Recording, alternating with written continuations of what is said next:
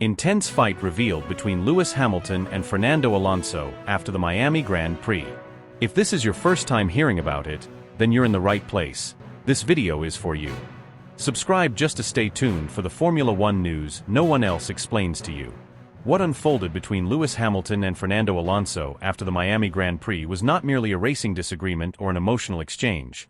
It was an eruption years in the making. The combustion of two titanic egos clashing under the weight of history, frustration, and raw competitive fire.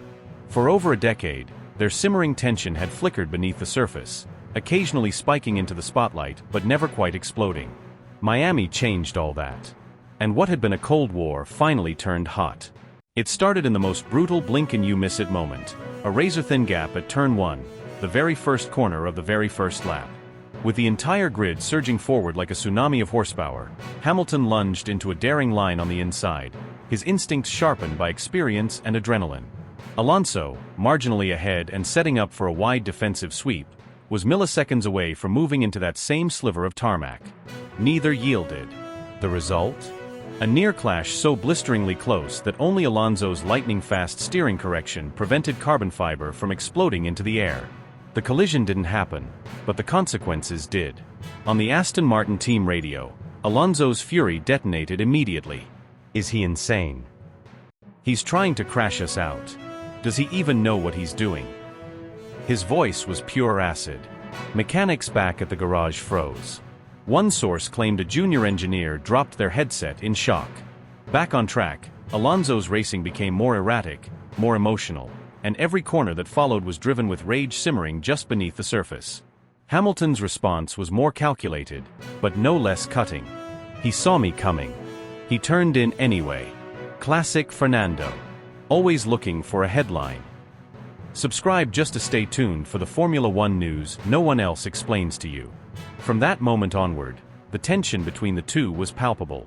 Not only did they battle for track position, but their teams began acting like opposing war rooms. Mercedes strategists altered Hamilton's pit window to keep him away from Alonso. Aston Martin responded with their own reshuffle, fearing retaliation. Engineers whispered into radios with extra caution, fearing that a single wrong call could result in a full-blown on-track catastrophe. At every braking zone, every exit, the possibility of contact loomed like a storm cloud waiting to burst. But the race was merely the prelude. As Hamilton returned to park firm and Alonso rolled into the pit lane, the eyes of the world were glued to the wrong cameras. The real show was about to begin, and it didn't take place on live television. Alonso, still in his race suit, stormed out of the Aston Martin garage and marched straight toward the Mercedes motorhome, fists clenched, his helmet barely hanging by its strap. Aston Martin's PR team scrambled to stop him. They failed. Several paddock pass holders caught blurry phone footage of Alonso moving through the restricted corridors, bypassing a stunned FIA marshal who later claimed he looked like he was going to war. What happened behind closed doors remained secret for exactly 24 hours. Then came the leaks. Security footage, although muted and slightly distorted, showed Alonso cornering Hamilton near the team's hospitality lounge. The two stood less than half a meter apart, eyes locked. Lip readers and insider sources later reconstructed the encounter. Alonso allegedly launched the tirade with, "You think you're untouchable, don't you? You always have. You don't race, you bully." Hamilton, ever calm on the surface, reportedly fired back with, "You've been bitter since 2007. Grow up, Fernando." Voices rose. Alonso pointed a finger at Hamilton's chest, an aggressive gesture caught clearly on camera. Hamilton brushed it aside. A Mercedes liaison stepped between them, but the confrontation continued.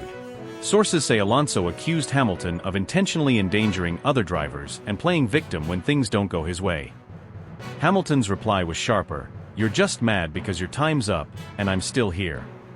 What could have escalated into physical contact was diffused only by the intervention of multiple security personnel and FIA officials who arrived minutes later.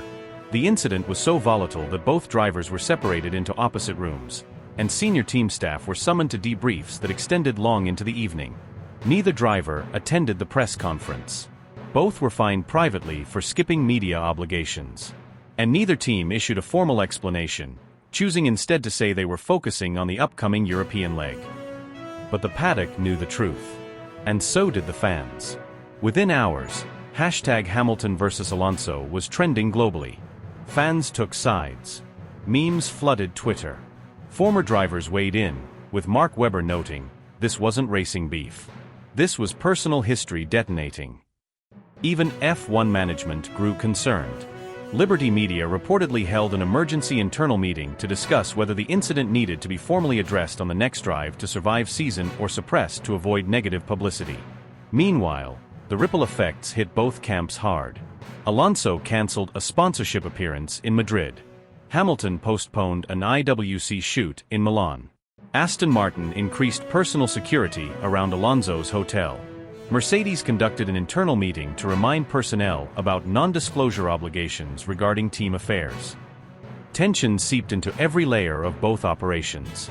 Subscribe just to stay tuned for the Formula One news no one else explains to you. The psychological warfare didn't stop there. In the days after Miami, rumors swirled that Alonso had approached FIA representatives to request an internal review of Hamilton's driving standards. Nothing official was filed, but the request alone sent shockwaves through the driver's circle.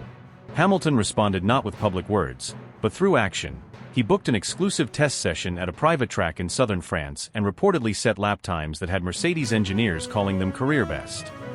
And now, the rest of the grid is caught in the crossfire. Drivers were reportedly told during the Friday drivers' briefing at the next race to watch conduct with respect to recent incidents, a thinly veiled reference to Miami. Lando Norris joked that he might need body armor if he found himself between the two. Charles Leclerc was overheard telling a Ferrari staffer, "We should sell popcorn. This is madness." The fans? They can't look away. What began as a simple racing incident has snowballed into a saga of egos, pride, and years-old resentment brought to the surface. It's no longer about overtakes and lap times. It's about legacies colliding. Two former world champions, each feeling misunderstood, each unwilling to cede ground, are now locked in psychological warfare in full view of the world. And everyone knows it's far from over. In a secluded corridor just beyond the bustling gridwalk, tucked between sponsor lounges and the logistics compound, what began as a fleeting confrontation ignited into a verbal inferno that would dominate the whispers of the Formula One world for days to come. This wasn't a staged PR moment or a minor disagreement between competitors. It was a raw, volatile eruption of decades-old resentment, professional wounds left unhealed, and egos too big to coexist peacefully under one paddock roof. The moment Fernando Alonso and Lewis Hamilton locked eyes, something unspoken ignited, and within seconds, the tension became combustible. Eyewitnesses who happened to be near the scene described Alonso as storming down the narrow passage with unmistakable fury in his stride. His visor still half-lifted, race suit unzipped to his waist. He looked like a man who had been simmering long before the green flag even waved. When he spotted Hamilton exiting a Mercedes debrief tent, Alonso didn't hesitate. He closed the gap between them in a handful of purposeful steps and instantly invaded Hamilton's space. No introductions, no preamble. His finger landed hard against Hamilton's chest with a sharp jab, a physical punctuation to his furious opening salvo. "You've lost respect for everyone out there," Alonso spat, voice raised, body trembling with restrained rage. "That move? That was reckless. Selfish. You don't care anymore, just admit it. You think you're untouchable." Hamilton, visibly stunned for a brief moment, glanced down at the finger on his chest, then back up into Alonso's eyes. His expression hardened. His silence broke with a tone colder than any engine on the grid. "This is what it's always been with you, isn't it?" he snapped. "You've been bitter since 2007. You never let it go. You're still chasing me, even now." Alonso's laugh was dry and venomous, filled with disbelief. "I'm chasing you? You nearly put me in the barriers, Lewis. I had to lift or we both crash. And now you want to talk about ancient history? You risk my life today, and all you've got is ego." The argument didn't unfold like a typical paddock disagreement. It spiraled, sharp and unfiltered, each sentence laced with years of unspoken resentment. Hamilton didn't flinch. His reply was sharper still, each syllable a precision strike. "I've built a career you can't even comprehend, Fernando. You've got 2 titles and a grudge. I've got records. I've got legacy. That's why this eats at you." The noise had reached such a pitch that it cut through the background buzz of engineers, media crews, and sponsors. People stopped in their tracks. Phone calls ended mid-sentence. Eyes turned. Team staff from Aston Martin and Mercedes, upon recognizing the scale of the escalation, began quietly surrounding the perimeter, unsure whether to step in or wait for it to burn itself out. The space between the two drivers seemed to collapse with every word. Alonso, face flushed with rage, took a single step closer, fists clenched at his sides. Hamilton held his ground, arms folded, expression defiant. There was no mediator, no manager in sight to cool the heat. Just decades of rivalry exploding in real time. That's when Frederick Vasseur, having just wrapped a media briefing around the corner, heard the shouting and instinctively moved toward the commotion. Despite being neither man's team boss, he instinctively took on the role of peacemaker.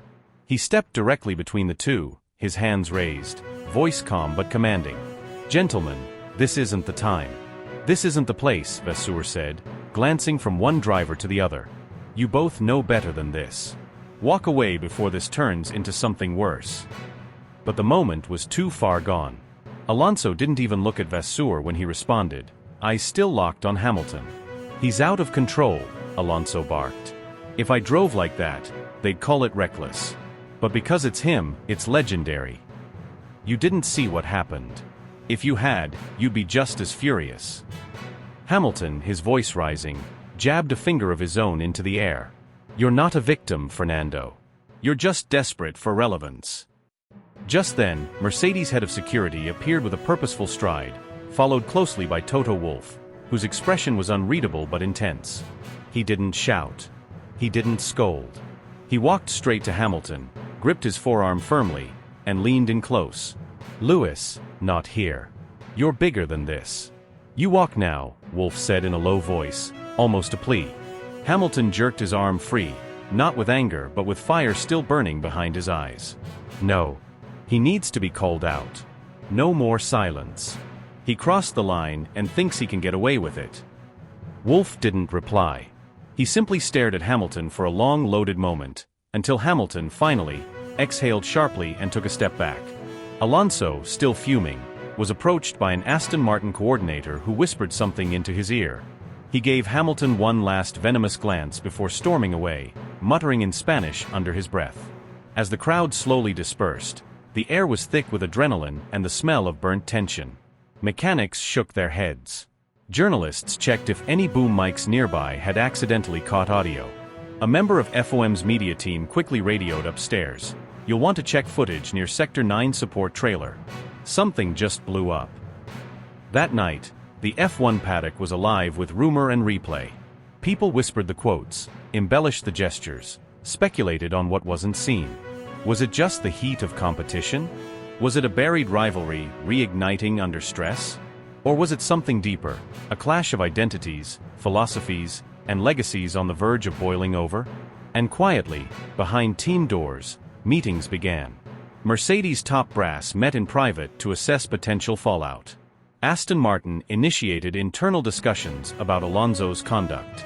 FIA observers filed preliminary incident notes, not on-track behavior, but off-track escalation. The confrontation wasn't just a footnote to a race weekend. It was a line in the sand. A moment that made one thing undeniably clear: the war between Hamilton and Alonso had never truly ended. It had only been waiting. The sun had barely set behind the paddock skyline when the incident detonated like a thunderclap through the motorsport world.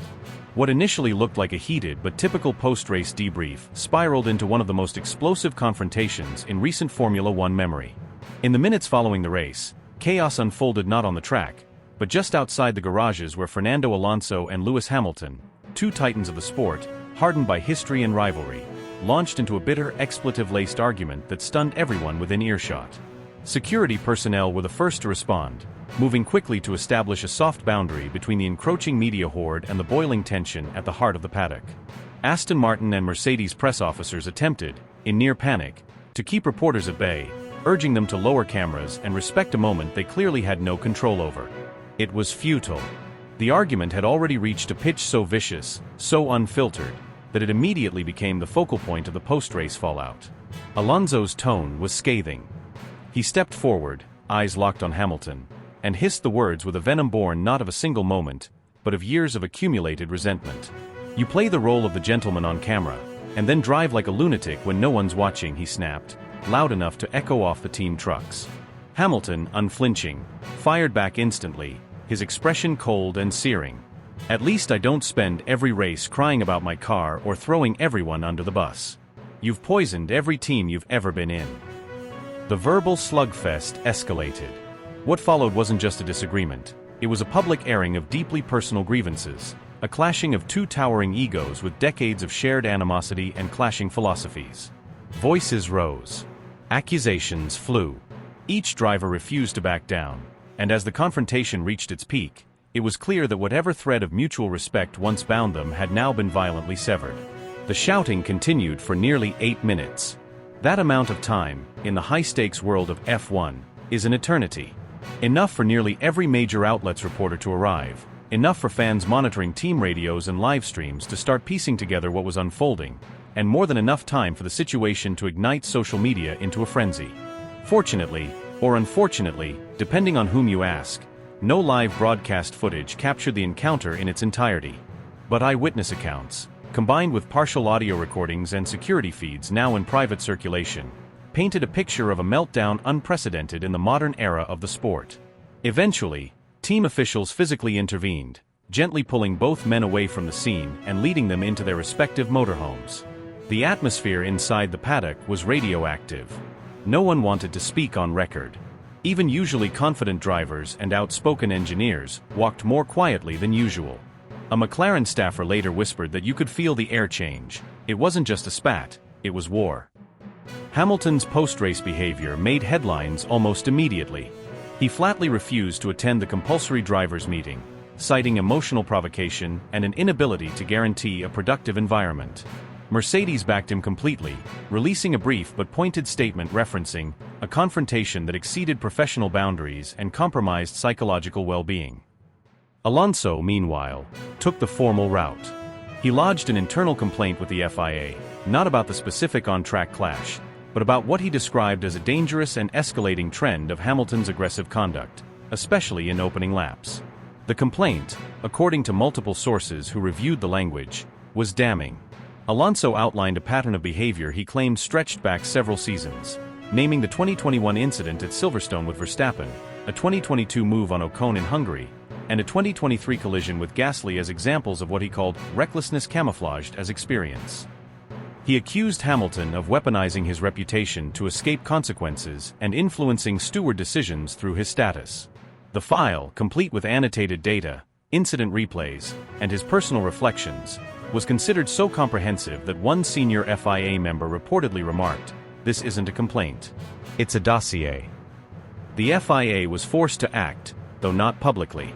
The governing body launched an informal inquiry to assess the nature of the argument, the context behind the racing incident, and whether the escalation warranted intervention. No penalties were handed down, but high-ranking officials from the FIA and FOM privately acknowledged that the situation was far from resolved. Behind closed doors, there was talk of unprecedented fallout if it continued to escalate unchecked. Domenicali and Ben Sulayem, the sport's two most senior administrative figures, reached out to both teams proposing a mediated sit-down between the drivers. The aim was clear: defuse the situation before it boiled over into something that could damage the brand and the sport's carefully cultivated global image. Both offers were rejected. Hamilton's team cited concerns about Alonso's continued antagonism. Alonso, for his part, reportedly told team personnel, "I have nothing to say to someone who thinks he's untouchable." Team dynamics across the paddock were affected almost immediately.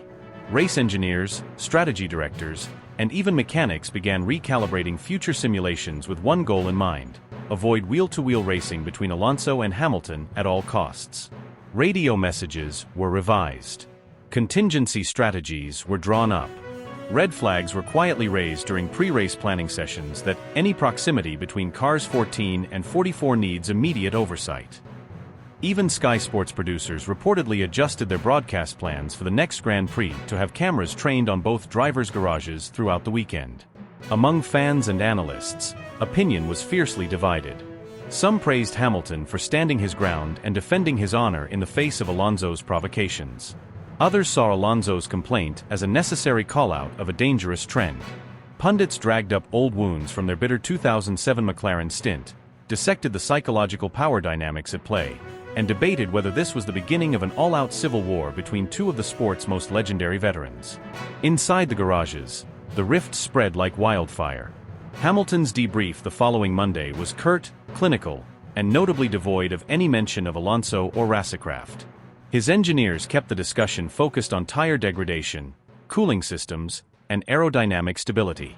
At Aston Martin, Alonso was far more vocal, insisting on simulator sessions to simulate Hamilton-style dive bombs and corner entries.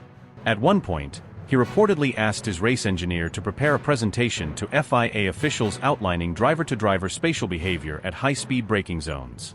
Whispers began to emerge from other camps. Drivers like Russell and Sainz began referencing increased tension in post-session interviews. Verstappen, during a podcast appearance, chuckled nervously when asked if he'd seen the confrontation, then simply said, "Yeah, but I'm not touching that one." Meanwhile, social media exploded. Clips, memes, analysis videos, and conspiracy theories flooded every platform. The confrontation became a trending topic in over 25 countries. Former drivers weighed in. Rosberg called it inevitable. Jenson Button referred to it as an implosion we've all sensed coming for years. The FIA's silent stance only fueled speculation, and even mainstream media outlets like the BBC and CNN ran features on the fallout, calling it the most public personal breakdown between F1 icons in modern history. This wasn't a rivalry built on competitiveness. This was animosity forged through time, ego, frustration, and unspoken envy. Every passing day without resolution added fuel to the fire. Every circuit they entered from that point forward would carry the shadow of this breakdown. Every qualifying session, every wheel-to-wheel encounter, every post-race press conference would be viewed through the lens of this rupture. The sport had seen fierce rivalries before, Senna and Prost, Schumacher and Hill, Vettel and Webber, but never two elder statesmen, legends of the sport, letting their simmering resentment boil over so completely, so publicly, and so viciously. And there was a growing sense, from the garages to the grandstands, that the next time these two found each other on the same piece of tarmac, words wouldn't be the only weapons used. The echoes of Miami haven't faded, they've multiplied. Like a drumbeat growing louder with every passing hour, the fallout from the Hamilton-Alonso confrontation is no longer a single story. It's metastasized into something much bigger, more disruptive, more corrosive. It's not just a feud between two all-time greats. It's a live wire that's begun to electrify every corner of the Formula One ecosystem. From the quiet murmurs inside engineering bays to the backroom exchanges between team bosses, to the smirks, glances, and calculated silences from fellow drivers, this rivalry has reignited with a fury that no one saw coming but now no one can look away from. Younger drivers are rattled. There's no other word for it. The paddock, once a place of casual chatter and half-joking mind games, now feels like a psychological battlefield. Lando Norris, usually the embodiment of Gen Z cool, looked visibly uncomfortable when asked to comment. He half-laughed, rubbed his neck and muttered, "They're intense. I stay out of that stuff." But even that brief reaction betrayed the reality. The Hamilton-Alonso firestorm is impossible to ignore. Everyone's watching. Everyone's calculating. Everyone's asking themselves a simple question. What happens when two titans stop pretending to be civil? George Russell, whose political instincts are nearly as sharp as his qualifying laps, has reportedly been far more candid behind the scenes. According to multiple team insiders, he described Alonso's Miami move in private as deliberately dangerous, adding that it crossed a line even for Fernando. But publicly? George's statements have been sterile, carefully scrubbed of controversy. He's navigating a minefield. He knows that speaking too loudly could make him a target, or worse, collateral damage. It's more than just personalities. This is generational, ideological, psychological. Hamilton and Alonso represent opposing philosophies of greatness. One is the ultimate narrative builder, a seven-time world champion who became a global symbol, a cultural icon, a movement. The other is a warrior, brutal, unrelenting, a master of precision and political survival, someone who's refused to vanish despite a decade of machinery not built to win. Their clash isn't just about the Miami incident, it's about unfinished business. About scars from 2007 that never truly healed. About mutual resentment layered with years of forced diplomacy, backhanded compliments, and hollow handshakes. Sources close to Alonso say he believes Hamilton is playing the sympathy card, weaponizing his legacy to escape accountability. Those inside Aston Martin suggest Fernando is unapologetic, even defiant. He sees Miami as just another chapter in a career built on confrontation. "He's not here to make friends," said one insider. "He's here to make history. Again." Alonso, they say, thrives on this chaos. It energizes him. It sharpens him. He's sleeping better, training harder, watching more footage, looking for weaknesses in Hamilton's racecraft, body language, and public demeanor. On the other side of the war zone, Hamilton is quieter, colder, more surgical. He isn't giving interviews. He isn't making public declarations. But make no mistake, he's plotting. Inside the Mercedes garage, he's dissecting data like a surgeon. Corner exits, throttle traces, wind telemetry. Every tiny piece of the Miami incident is under the microscope. He's furious, but he's focused. Those who know him well say this isn't anger, it's purpose. He doesn't just want to beat Alonso. He wants to humiliate him. He wants to erase the narrative that he's slipping. He wants blood. Even Toto Wolff is walking a tightrope. While Mercedes officially downplays the situation, Wolff has reportedly had late-night calls with F1 officials, concerned that the next Hamilton-Alonso clash could spark something worse than drama, something dangerous. The FIA, for its part, has begun quietly reviewing past footage of their on-track encounters, looking for patterns. Privately, some race directors are worried. Not about one incident, but about a series. About escalation. About what happens when respect finally vanishes. And then there are the others, the drivers who aren't directly involved but can feel the temperature rise. Carlos Sainz has stopped taking Alonso's calls. Charles Leclerc has withdrawn from media commitments entirely. Alex Albon was overheard joking that he'd rather start from the pit lane than qualify between Hamilton and Alonso. Even Max Verstappen, notoriously indifferent to off-track drama, reportedly told a Red Bull engineer, "It's not racing anymore. It's war." Media outlets are feasting. Talk shows, YouTube channels, TikTok creators, all dissecting every angle. Fans are divided into tribes, Team Lewis versus Team Fernando, each side digging up archival footage, spinning narratives, building memes, fueling an online arms race. In Spain, sports programs dedicate entire segments to Alonso's grit and glory. In the UK, pundits rally behind Hamilton's dignity and poise. In Latin America, the debate is even more explosive, fueled by passion, nationalism, and generational loyalty. Behind the scenes, broadcasters are salivating. Sky Sports is rumored to be developing a real-time telemetry comparison feature just for Alonso and Hamilton battles.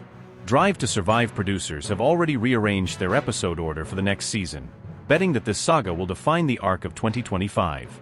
Amazon has quietly greenlit a docudrama called Legends Collide, with actors already cast for dramatic reenactments.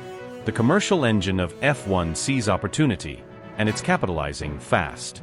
Sponsors are caught between euphoria and dread. On one hand, the engagement is astronomical, merch sales, social metrics, brand visibility are through the roof. But on the other, the potential for image damage looms. Hamilton represents global luxury brands with diversity missions. Alonso has ties to massive European firms banking on prestige, not controversy. PR teams are drafting contingency statements, bracing for what could be the most high-profile crash in F1 history, not just physically, but reputationally. And still, both drivers march on, eyes locked not on each other, but on what each believes is rightfully his. For Hamilton, it's about legacy. For Alonso, it's about redemption. For both, it's about dominance, not of a single race, but of the sport's soul. Every inch they share on track is now weaponized. Every braking zone is a message. Every downshift is a warning. The crowd may see apexes and tire smoke. But what's really playing out is something far more primal. Two alpha minds, refusing to concede. Two gladiators, dressed in carbon fiber and fireproof suits, carrying grudges that fuel their engines more than any fuel ever could. And the next race? It's not a race anymore. It's a reckoning.